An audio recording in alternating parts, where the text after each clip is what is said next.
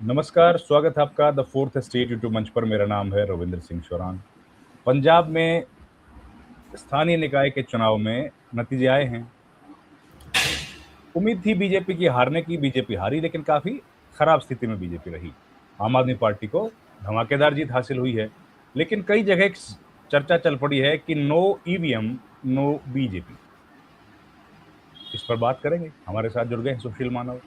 अब परिचय की जरूरत तो है नहीं, लेकिन औपचारिकतावश परिचय तो कराना पड़ता है। वरिष्ठ पत्रकार हैं, जाने माने पत्रकार हैं, द प्रिंट में अपनी सेवाएं दे रहे हैं। सर नमस्कार, बहुत बहुत स्वागत है।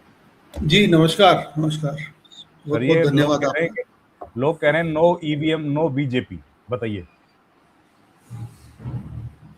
हाँ, अब ये कह सकते हैं, बट मैं थोड़ा सा यहाँ पे ये कहूँगा कि ठीक है कि बीजेपी की परफॉर्मेंस बुरी रही है, मगर अगर आप देखेंगे तो इसमें सबसे महत्वपूर्ण जो है वो आपके नगर निगम के चुनाव होते हैं जो शहरी इसमें। शहरी बोल रहे हैं हाँ, ना आप? नहीं हैं तो सभी शहरी, शहरी मगर हैं, इनमें से हाँ जी। 8 तो निगम थे। निगम का मतलब कॉरपोरेशंस, जो कि बड़े शहर, बहुत बड़े शहर होते हैं ना। और 75 नगर कौंसिल थी, जो कि थोड़े रिलेटिवली छोटे शहर होते हैं। और फिर उसके बाद नगर पंचायत, जिसमें हमारे यहाँ पे उनको म्यूनिसिपल कमेटी बोल देते हैं। तो सर 8 अगर 8 तो म्यूनिसिपल कॉरपोरेशन थे, 75 म्यूनिसिपल काउंसिल्स थी एंड 20 म्यूनिसिपल कमेटीज, जिसमें इनको नगर पंचायत कहा गया है। अब अगर आप देखेंगे तो जो 8 नगर निगम पोल में गए, उनमें से 2 पे ऑलरेडी भाजपा के मेयर थे, अबोहर में थे, और दूसरे इनके मोहाली में मेयर थे। और जो अब स्थिति बन रही है, अब अगर आप देखेंगे तो मोहाली में तो इनका बुरा हाल है, जबकि इनका मेयर था। मोहाली बताइए। में अब इनके पास सिर्फ 2 सीटें आई हैं, जबकि 28 सीटें आम आदमी पार्टी लेके गई है। तो 38 में से नहीं नहीं 50 में से, जिनमें 38 के नतीजे आए हैं, जिसमें से 38 में से 28 आम आदमी पार्टी के पास हैं, 2 सिर्फ बीजेपी के पास हैं। But at the same time Bathinda, जो कि आम आदमी पार्टी के पास था पहले, अब बठिंडा में अगर आप नतीजे उनके देखें तो 50 में से 21 के नतीजे सामने आए हैं, जिसमें से बीजेपी, ये मुझे लगता है गलत लिखा है इन्होंने, क्योंकि अगर 21 के सामने आए तो उसमें से बीजेपी को 20 दिखा रहे हैं, गलत लिखा है, क्योंकि 11 पे कांग्रेस भी है, 6 पे आम आदमी पार्टी है, ये कहीं मिसप्रिंट हुआ है। बट अबोहर जहाँ की बात हम कर रहे थे, जहाँ के पहले इनका मेयर था, वहाँ पे 50 के 50 नतीजे आ गए हैं, जिनमें से 28 में बीजेपी, सबसे ज़्यादा में बीजेपी आगे है, और आम आदमी पार्टी 20 में आगे है। और बाकी अगर बाकी जगह की बात करें तो मोगा में आम आदमी पार्टी काफ़ी अच्छा परफॉर्मेंस दिया, उन्होंने 50 में से 30, और आपका बरनाला में 50 में से 36, फिर उसके बाद आपके बटाला में 27 में से 16। तो इस हिसाब से आम आदमी पार्टी की परफॉर्मेंस अच्छी रही है। ओवरऑल अगर देखें तो ओवरऑल 1818 वार्ड्स के या तो नतीजे आ गए हैं या रुझान आए हैं, जिनमें से 881 में आम आदमी पार्टी, 355 पे कांग्रेस, 153 पे बीजेपी, 178 पे श्रोमणी अकाली दल, और 253 पे अन्य या इंडिपेंडेंट्स कहें। तो ये पोजीशन है। तो बीजेपी को जो लग रहा था कि चुनाव जीत सकते हैं पंजाब में, उस पर थोड़ा सा नकारात्मक असर है। देखिए, आप ये देखिए कि बीजेपी अगर अगले साल के चुनाव में कहीं भी कोई उम्मीद करती है कि वो सत्ता में आने की कोशिश करे, तो उसके लिए सबसे बड़ा जो उसकी स्ट्रेंथ मानी जा रही थी, वो यही मानी जा रही थी कि ये शहरी पार्टी है। शहरों में क्योंकि हिंदू वोटर्स की संख्या बहुत रिलेटिवली ज़्यादा है गांवों से, तो उस मायने में तो शहरों में इनको बहुत अच्छी परफॉर्मेंस करनी चाहिए थी, जो कि बिल्कुल नहीं की है इन्होंने। और अगर शहरों में ये हालात है, तो गांवों में तो पहले ही पता है, मतलब क्योंकि गांवों में तो आप ये देखेंगे ना, जाट सिख वोटर बहुत भारी संख्या में है, कहीं पे भी चले जाएंगे आप। तो गांवों में तो उनकी पोजीशन अच्छी नहीं हो सकती है, मुझे लगता है। तो पठानकोट गुरदासपुर साइड में क्या पोजीशन है सर, अगर डिटेल्स हो आपके पास? देखिए, बीजेपी का गढ़ वही था, पठानकोट गुरदासपुर। हाँ, मगर अगर आप देखेंगे तो जो नगर निगम है वो एक मोहाली है, एक बठिंडा है, पठानकोट भी है। पठानकोट में बीजेपी की ठीक ठाक सी है।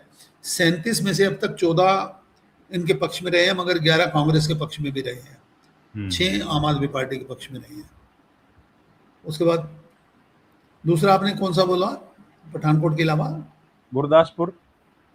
गुरदासपुर क्योंकि नगर निगम नहीं है तो उसकी जानकारी मेरे पास अभी नहीं है, क्योंकि ये जो डिटेल्स दी हुई है मेरे पास जो है वो नगर निगम 8 है उनके बारे में, या फिर टोटल दे रखी है। जी जी। तो मैं ये जानना चाह रहा था सर, राजनीतिक तौर पर इसका क्या असर होगा? कल ही नया अध्यक्ष बनाया और अध्यक्ष बनते ही फिर ये तो देखिए, जो हार का कल सामना करना पड़ा। कल जो बनाया उसके साथ इसको कंपेयर करना तो ठीक नहीं होगा, क्योंकि एक दिन में किसी के पास इतना समय नहीं होता कि कोई भी प्रभाव दिखा सके। नहीं बट नहीं, सही बात है, तो चुनाव तो वोट तो पहले पड़ चुके थे। हाँ हाँ, बट सवाल ये है कि ये जो स्थिति है बीजेपी की, ये कहीं भी ये नहीं दर्शाती है कि आने वाले विधानसभा चुनाव जो कि फरवरी 2027 या उससे पहले होने हैं, उसमें कहीं भी कोई अच्छी परफॉर्मेंस कर पाएगी बीजेपी, ऐसा कुछ नहीं दिखता है इन नतीजों से। क्योंकि तो बीजेपी अब को अगर परफॉर्मेंस करनी है तो उसको सबसे पहले शहरी मतदाताओं में उसकी पकड़ मानी जा रही थी कि वो ठीक होनी चाहिए ना, वो तो नहीं है, ये दिख रहा है यहाँ पे। शहरी मतदाताओं में तो इनकी पोजीशन अच्छी नहीं रही है। तो अब आपको क्या लगता है कि भाई अब तो बीजेपी को अगर पंजाब जीतना है तो उसको ज्ञानेश कुमार की निष्पक्षता पर ही भरोसा करना पड़ेगा? देखिए, मैं इस पर टिप्पणी नहीं करूंगा। तो निष्पक्षता पे आपको क्या ज्ञानेश, दिक्कत है सर? है जी। निष्पक्षता में क्या समस्या है? नहीं, मतलब मैं तो यही उम्मीद करूंगा कि देखिए, चुनाव आयोग है, चुनाव आयोग तो निष्पक्ष ही होना चाहिए। तो तो हम तो वही कह रहे हैं सर। मैं फिर दोहरा देता हूं सर। हाँ अब बीजेपी के पास केवल एक ही रास्ता बच गया है कि ज्ञानेश कुमार निष्पक्षता से चुनाव कराएं। इस सेंटेंस में क्या खराबी है? हाँ, नहीं वो ठीक बात है आपकी। तो अब एज ए एक नागरिक के तौर पे मुझे तो उम्मीद यही होनी चाहिए कि ज्ञानेश कुमार हमेशा से निष्पक्ष करा ही रहे होंगे। हालांकि आरोप तो हर इलेक्शन में लगे पिछले, अगर अगर आप 2024 से लेके अब तक जितने भी चुनाव हुए हैं, चाहे वो हरियाणा के हुए हैं, चाहे महाराष्ट्र के हुए हैं, चाहे वेस्ट बंगाल के हुए हैं, कोई चुनाव ऐसा गया नहीं है जिस इलेक्शन में ज्ञानेश कुमार या इलेक्शन कमीशन ऑफ इंडिया के ऊपर गंभीर आरोप नहीं लगे हो। हाँ, तो अब तो भाई आरोप लग गए, लेकिन अब तो निष्पक्ष चुनाव होंगे ना सर इस नतीजे के बाद? नहीं, अब इस नतीजे के बाद निष्पक्ष होंगे ये हम कैसे कह सकते हैं? तो चुनाव होंगे उसके बाद बता पाएंगे। उसके बाद तो राहुल गांधी फिर प्रेस कॉन्फ्रेंस करते हैं कि हरियाणा में 25 लाख वोट्स का हेरफेर हुआ। जी जी, हर जगह पे, इवन महाराष्ट्र के जब चुनाव के नतीजे आए थे उसके बाद भी काफी आपने समाचार पढ़े होंगे, ऐसा भी था कि एक कैंडिडेट तो इस बात को रो रहे थे कि उनके जो अपने वोट थे खुद के घर के, वो भी नहीं पड़े, इंडिपेंडेंट थे वो। बीजेपी को पड़ गए होंगे ना सर, ज्यादा पॉपुलैरिटी जिस पार्टी की होगी उसी को तो पड़ेगा वोट। उसको पड़ जाएंगे, सही बात है। तो यही तो निष्पक्षता है ना सर, कि जी जी, पॉपुलैरिटी जब होती है तो भाई भतीजावाद नहीं देखा जाता।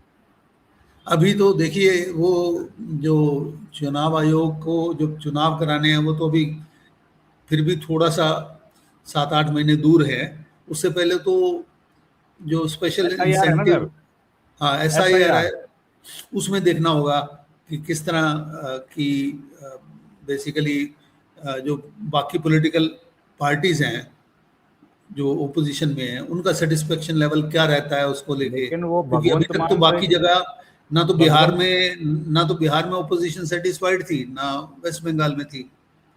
भगवंत मान कह रहे हैं कि अगर हमारे परदादा का वोट मांग लेंगे, दादा परदादा का वोट या उनके जन्म प्रमाण पत्र, तो हमको सियालकोट और लाहौर जाना पड़ेगा। नहीं, मुझे भी तो मुल्तान जाना पड़ेगा ना। मुझे भी, अगर अगर ये पूछा जाए कि मेरे पिता और मेरे दादा का जन्म कहाँ हुआ था, तो मुझे पाकिस्तान जाना पड़ेगा ना, मुल्तान से जाके लेके आना पड़ेगा। हाँ, तो अब भाई देखो, निष्पक्षता तो यही कहती है सर। जी। तो चलो, निष्पक्ष चुनाव अगर तो वही मुझे होगा। मुझे मुझे अगर मुल्तान का वीजा वगैरह दे देते हैं, तो मैं जाके कोशिश कर लूंगा लाने की। चलिए, लेकिन आप तो कर लेंगे अकेले, लेकिन इतने सारे पंजाब के लोग कैसे करेंगे सर? कैसे करेंगे, सही बात है। एक दो व्यक्ति थोड़ी है। जी जी। पर चलिए सर, अच्छी बातचीत रही, आपने बड़ा खोल के विस्तार से बताया। बीजेपी ईवीएम के बगैर थोड़ी सी दिक्कत में आई। बहुत धन्यवाद सर, थैंक यू। धन्यवाद जी, धन्यवाद, बहुत बहुत धन्यवाद।